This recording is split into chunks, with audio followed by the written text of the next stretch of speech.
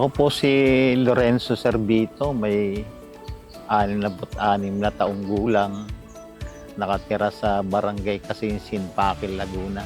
High school graduate po ako sa Cabulusan National High School. Ang anak ko po yan, 3, 2 lalaki, 1 babae. Awa naman po ng Diyos, tapos silang lahat. Yung kanilang mga paalala, sabi tayo, matanda ka na. Kasya na sa iyo, pension mo, gano'n. Siyempre, pamilya. Ito po ay isang matipunong mangingisda. Ever since po na siya ay bata pa, ang kwento niya sa akin, siya ay nangingisda na. Kaya sa kanyang paglaki, naging trabaho niya ito at pinagpatuloy niya ito matapos siya makapagtrabaho sa Ajinomoto ng halos 30 taon. Kaya ngayon, nung siya ay mag-resign, hanggang ngayon, patuloy siyang nangingisda dahil siguro ito ang pag-ibig niya na hindi niya iwan yung larangan ng pangingisda.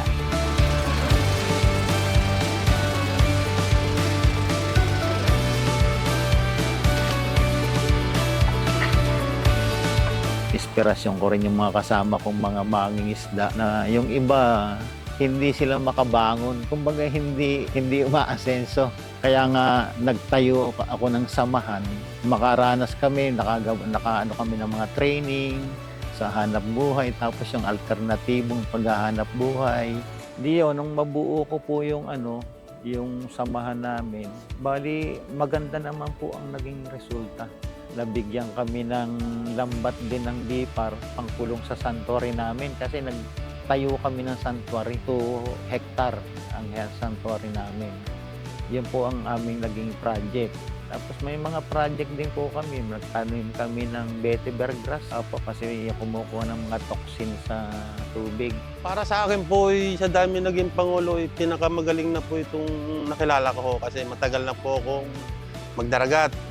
Lahat po ng pangangailangan po ng sektor po niya, minsan nga po kahit taga-ibang lugar hindi namin kakilala, tapos ang nadaanan niya na halimbawa ay nasiraan, ay automatic po ay hinatid niya kung saan gusto ng nasiraan.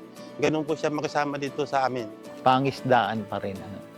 Siyempre, yan ang bumubuhay sa atin. Yan ang nagbibigay ng pagkain. Kaya sa pangisdaan pa rin tayo tututok.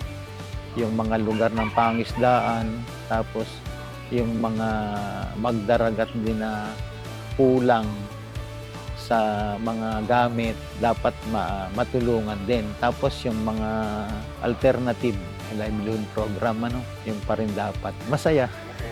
Masaya naman ang loob ko. Hindi ako nagbibilang ng kalugihan. Yung sabing sayang, dapat nangisda na lang ako. Hindi ako ganun. Kumbaga yung halimbawa, yung naitulong ko, tulong ko yun. Hindi ako, kumbaga yung nambabaoy. Alam niya yung sitwasyon ko. Habang may biyaya kang hinahanap, laban lang ng laban. Saka sa mga kasama kong mangisda, ganun din ang inaano ko. Huwag tayo susuko. Yung tiyaga lang sa paghahanap buhay, hindi naman kasi araw-araw, kumbaga sinasabi, jackpot, may butata, may wala rin. Minsan umuwi ka ng wala. Minsan naman, umuwi ka ng meron. Kumbaga sabi nga may jackpot, may wala. Tiyaga lang sa paghahanap buhay.